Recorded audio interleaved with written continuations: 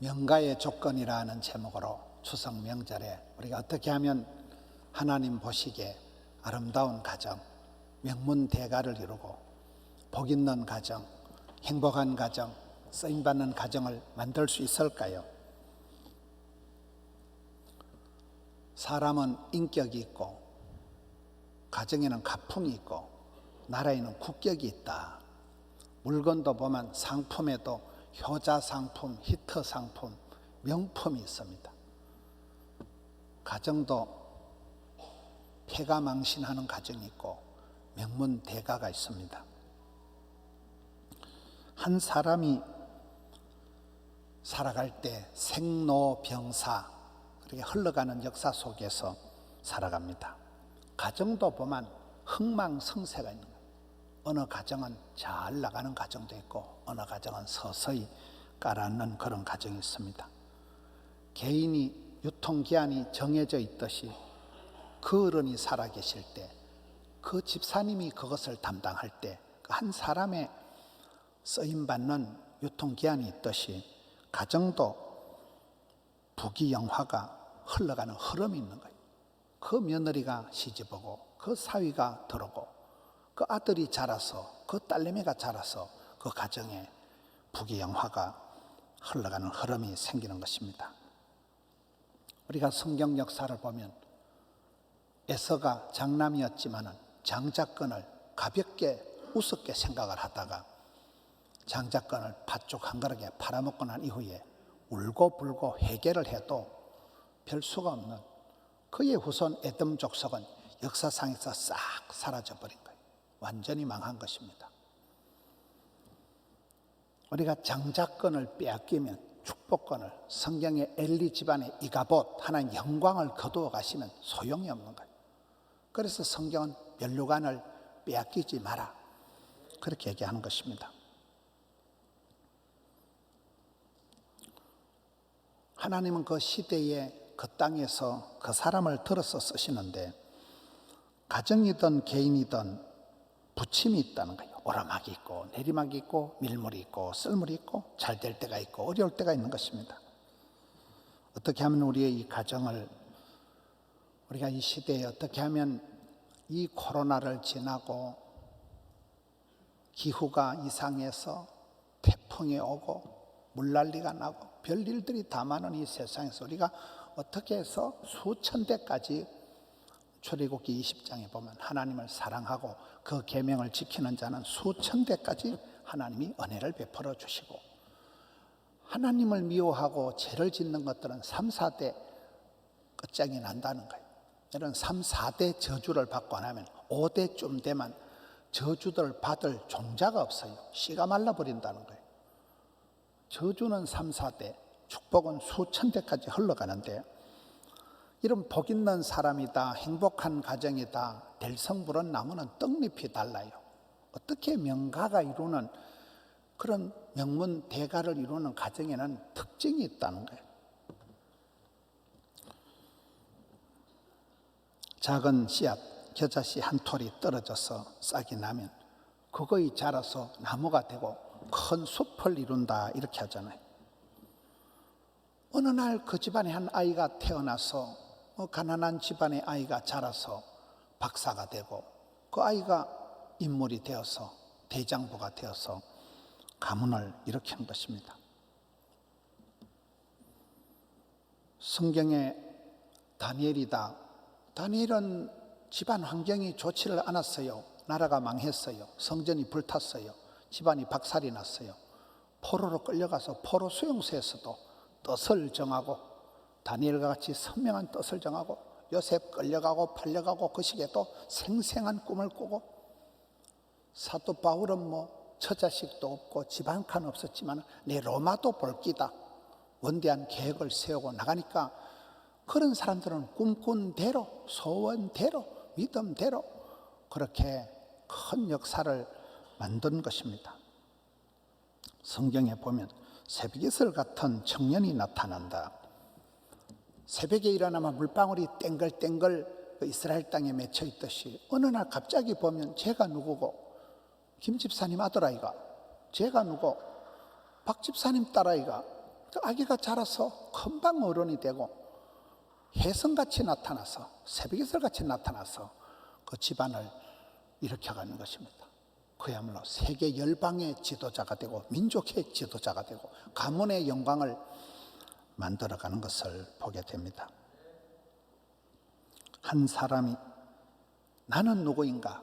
도대체 하나님이 나를 통해서 어떻게 일을 하실까? 그거를 내 속에서 그거를 찾아가지고 은사를 부릴 듯하게 하고 기쁨이가 샘솟듯 하고 독수리가 날개침같이 그러한 과정들을 거치면서 피나는 연습을 하다 보면 우리 부산의 만덕에 바로 우리 교회 옆에 만덕에서 정국이라는 아이가 금사동, 해동동 그 동네가 그래 짜들어 좋은 동네는 아니라고 봐요. 그런 데서 애가 지민이가 나와가지고 BTS를 만들어가지고 여러분이 해외에 가보면 우리나라 대통령은 몰라도 K-팝이다, 한류다, BTS 하면 애들이 끄뻑합니다.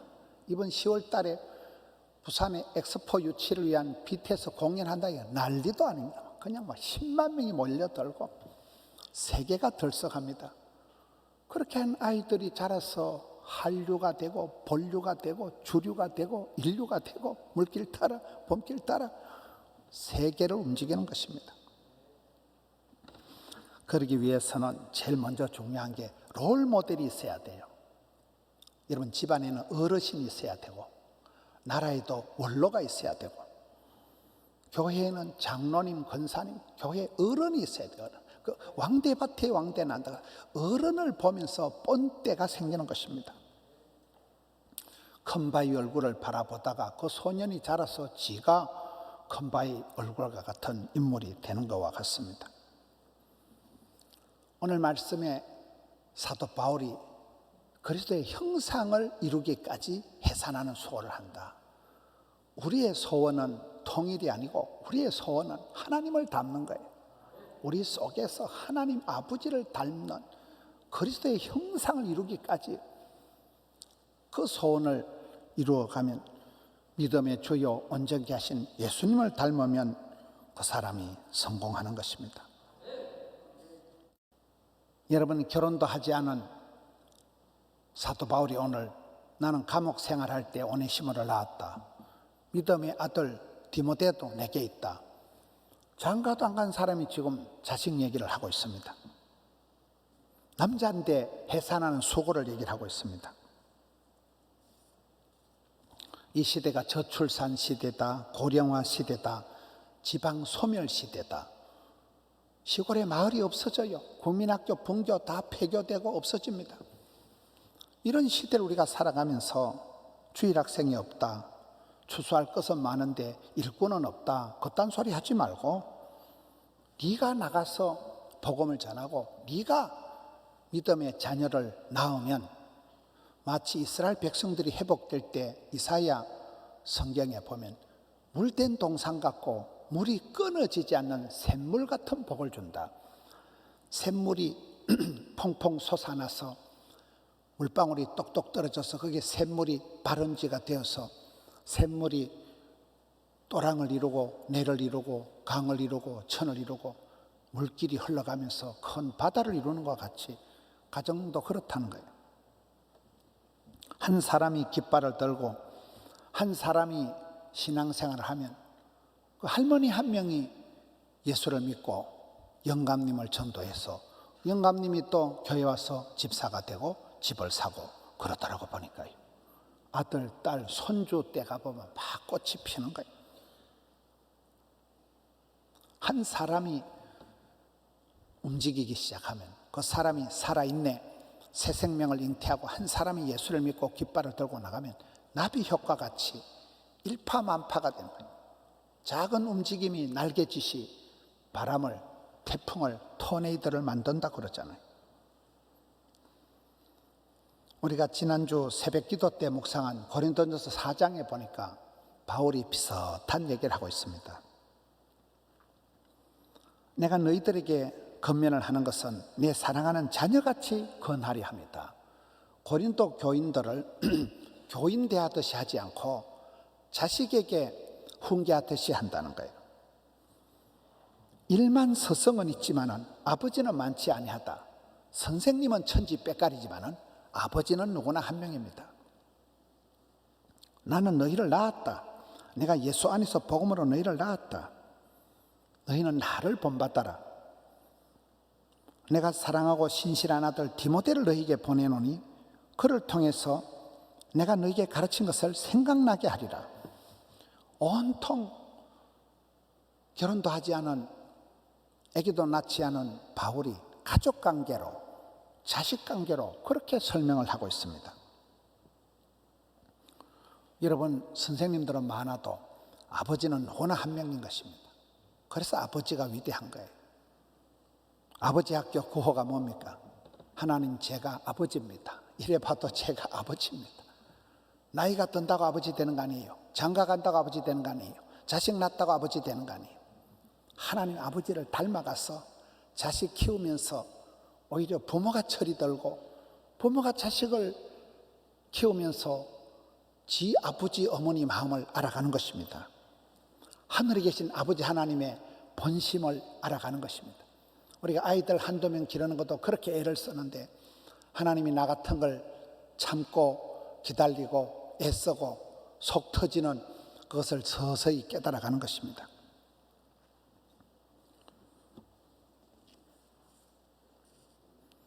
한 아이를 키우는 데는 죄송합니다. 한 아이를 키우는 데는 한 마실이 필요하다, 이런 말이 있습니다.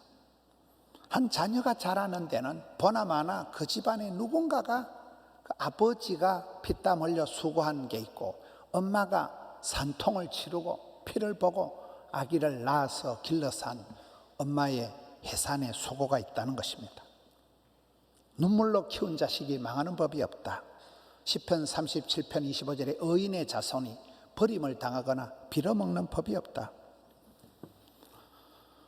성경에 나타나는 이 그리스도의 형상을 이루기까지, 하나님을 닮기까지 자식을 길러낼 때 산통을 치른다, 해산의 수고를 할 때 퍼뜩 생각나는 사람이 야베스예요. 야베스. 이런 구약의 야베스가 누굽니까? 야베스란 이름 뜻이 수고와 고통이란 뜻이에요. 야를 낳을 때 엄마가 난산을 하면서 이놈아, 네가 애미 잡아먹을 뻔한 놈아이가, 이놈아 이 애물단지야, 그게 야베스란 뜻입니다. 야베스는 이름 자체가 애물단지예요. 엄마에게 크나큰 고통을 준 아이가 야베스입니다. 그런 야베스가 기도를 잘했잖아요. 하나님, 제가 소원이 있습니다. 복에 복을 더하사 복을 주실라 하거든 지남철같이 복에 복을 붙여 주옵시고 지경을 넓혀 주옵시고 주님 한 번만 밀어 주옵시고 환난을 벗어나게 하옵시고 뒷골 안 땡기는 복을, 근심이 없는 복을 주옵소서 하였더니 하나님께서 허락하셨더라. 한국 사람들의 정서에 가장 맞는 기도가 야베스의 축복이라니까요. 사업을 하는 분들 공장에 가보면 많은 그 구호가 야베스의 기도가 있더라고요. 딱 맞아요. 복에 복을 더하사 지경을 넓혀주시고 근심이 없는 복을 주옵소서. 우리의 정서에 가장 맞는 축복이 애물단지가 한 야베스의 기도고, 지금 이스라엘에 가보면 야베스라는 지명이 생겼습니다. 이런 지명이 뭡니까?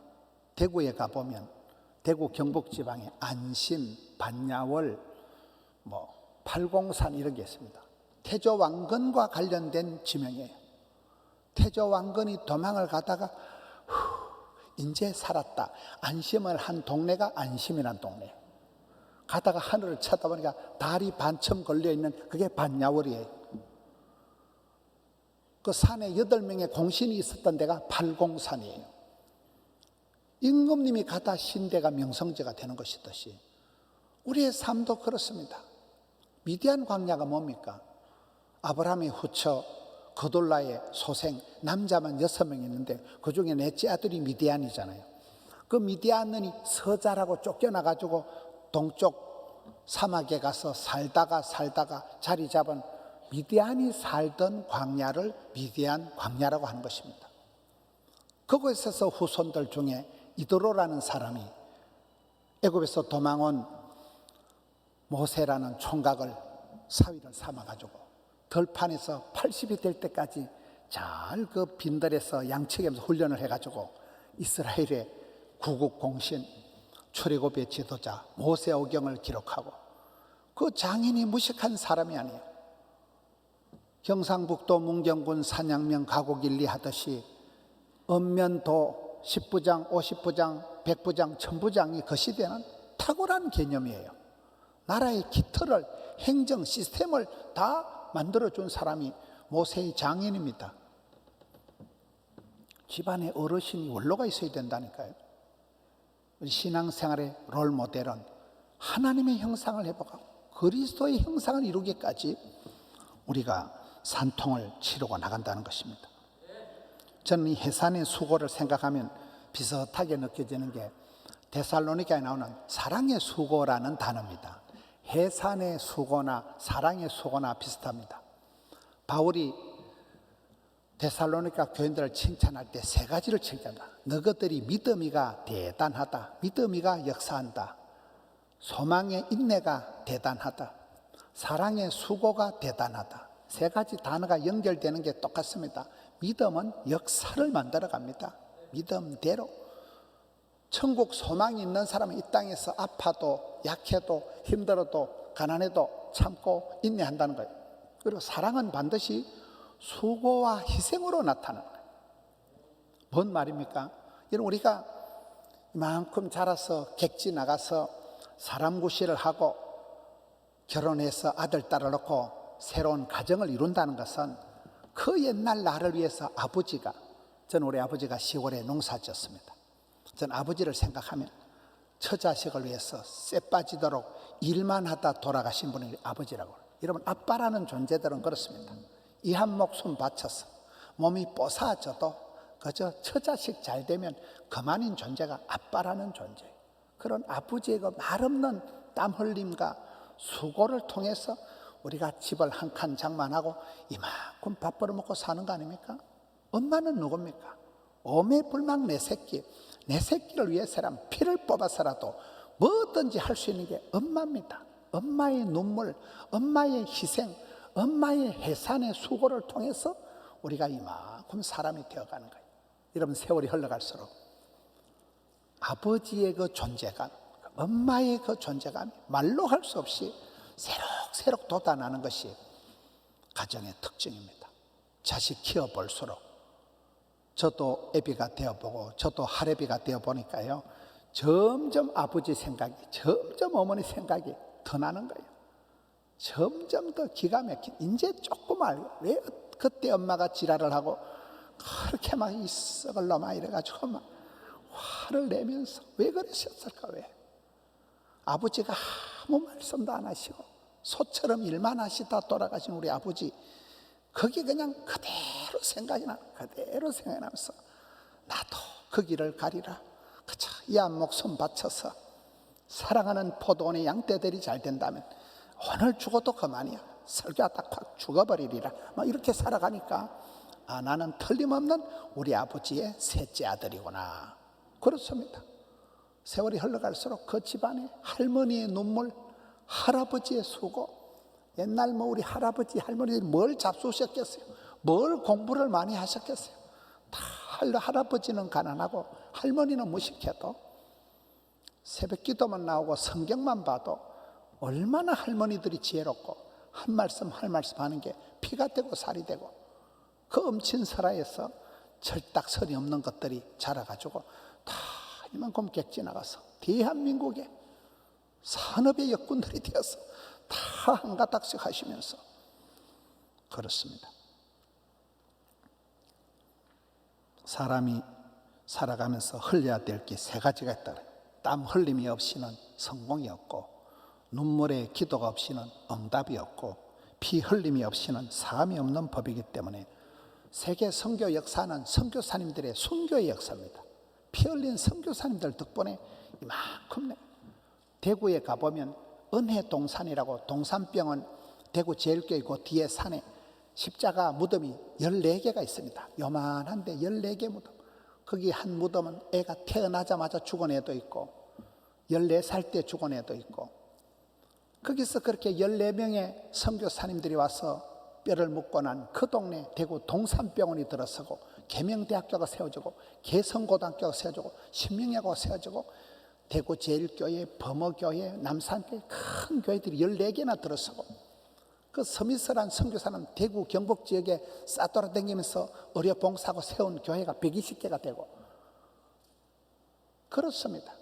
그 선교사님들이 오자마자 죽은 분이 있고 신랑 신부가 와가지고 금방 신랑이 죽어버리고 신부만 남아가지고 할머니가 되도록 선교하고 선교의 역사는 피 흘림의 순교의 역사이듯이 여러분 우리가 가정을 생각할 때 항상 세 가지. 첫째는 하나님 아버지의 은혜.